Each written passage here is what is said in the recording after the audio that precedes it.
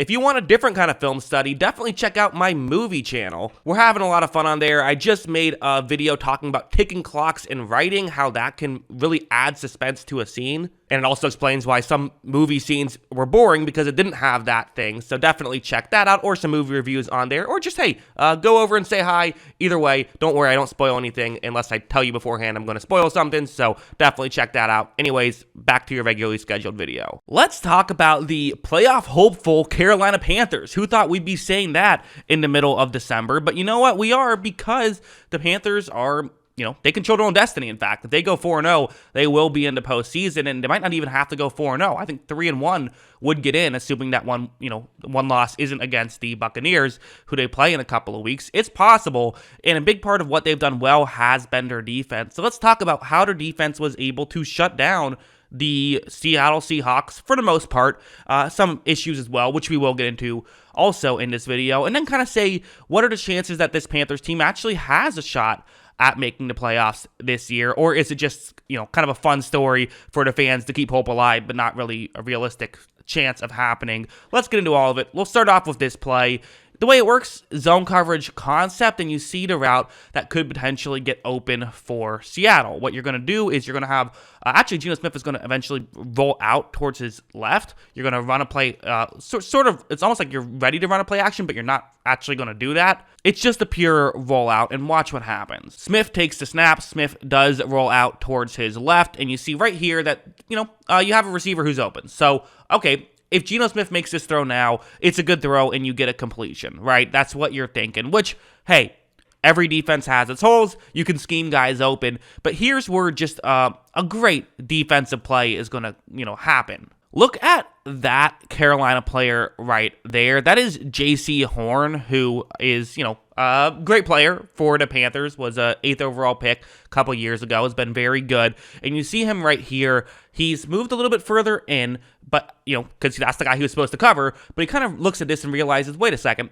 they got that guy covered. My teammates are there, so I got to cover the other guy. Watch him get up there then and be able to make the interception. That's just a great read. That's just great realization and good football IQ that allowed him to be able to do this. I talk so much about how elite corners can be so valuable in the NFL, and having a guy like J.C. Horn who can be that good, that adds just an absolute ton of value. It's obviously not just with the balls that come your way, but sometimes it's, in this scenario, it's one that wasn't even intended for the guy that J.C. Horn was covering, and he still gets the interception, and that makes quarterbacks not even want to throw the ball on your side of the field at all, which then makes it easier to game plan against them. So having a guy like J.C. Horn is a huge factor in what's made this Panthers defense at times very good. Now let's go over to this play. So it's once again going to be a cover 3 zone, and the way this concept works is that it's really kind of the safety is the guy that you're going to be paying attention to if you're a quarterback, where you have a receiver who's running a deep route past the safety, another receiver who's running a sort of a shallower route just underneath the safety. And kind of the idea is that safety can only cover one of those guys. You run a play action to hopefully get linebackers out of position, and then there's only the safety there other than the corners who can potentially come over and make a play. Watch how when this play begins, you're going to notice that let's look at the two guys who I highlighted. So at this point, the over the middle route is just not open. Super covered. It's, the safety's even moving in as well. So it's almost triple covered at this point. But that means that you can throw it deep. DK Metcalf, one-on-one matchup. Okay, great. This is a good situation. The issue is that there's only one route that you could get beat on here if you're Carolina. The corner for Carolina on this play, who's Keith Taylor, he's doing a good job of just, again, reading this play. Watch when Smith throws the ball down the field, he's able to get further deep, and he actually nearly gets the interception on that one, but he knew that the ball was going to be going deep, so it was just good awareness more than anything to be able to get him in that position, maybe catch the ball next time, but other than that, really good defense by Carolina all the way around. Now, the flip side is stuff like this. So if you're going to play this aggressive style of zone, which to me, if you're going to play zone, you have to play aggressive, but there can be some drawbacks. So, okay, this play, kind of a similar idea, right? Someone going underneath the safety, someone going deeper past the safety.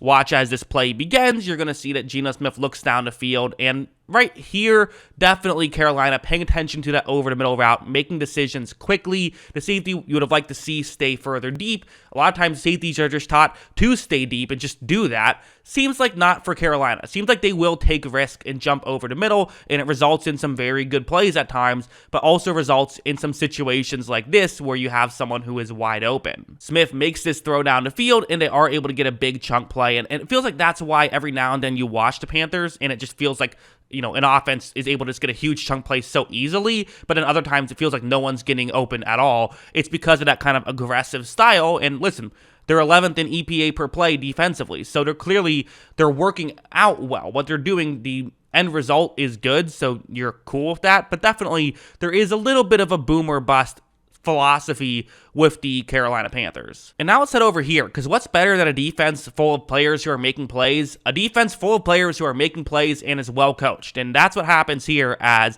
you're going to just see a good scheme here, where Geno Smith, who's done a very good job this season, I mean, you know, this is kind of maybe the worst we've seen Geno Smith look, and that's credit to the Panthers more than anything, where they're going up, setting up as though it's going to be a cover zero. So no safety deep, everyone's rushing the passer. That's what they're set up like. However, when Geno Smith takes the snap, he looks back, and you see that a Carolina player, actually a couple Carolina players, dropped back into coverage right here. And this is risky to do because, you know, at this point, there were Carolina players who were, who could have been blocked here. Now, one guy still gets through pretty much untouched, but you didn't know that was going to happen. It could mean that this is getting blocked up normally, and then you have no safety help, and that's dangerous, right?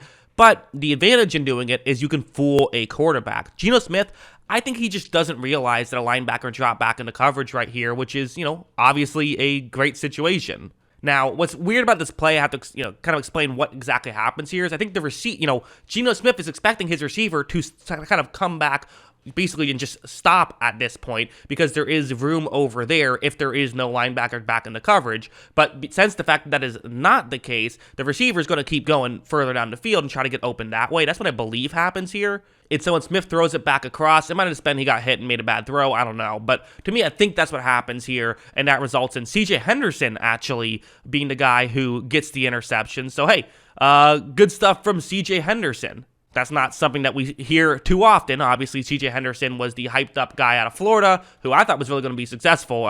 Corners are hard to evaluate. Didn't quite work out in Jacksonville, but maybe a good start here in Carolina. Now let's go over here. So this is going to be a zone coverage play. It's a cover 3 zone, and there is an advantage in running one specific coverage a good amount. If you continue to run a specific coverage, then guys just get to know each other, and they get to know how to make sure there's no wait, I thought you were going to cover that guy and you didn't. When you mix up your coverages a lot, blown coverages happen a lot more. When you keep a same coverage, you pretty much know who's supposed to cover who on any given situation, and that's how a zone coverage, when working well, which the Panthers for most of the season has worked well, then that's where you can be at. So for example, this play, it's kind of designed to beat zone coverage, where you have a receiver running a deep route, another receiver going to run an out route just underneath, both kind of in the same Carolina Panthers player's zone. Typically, you're going to get a defensive back to get pushed further deep, and underneath that gets open, and you're doing it on both sides, so you can pick your best matchup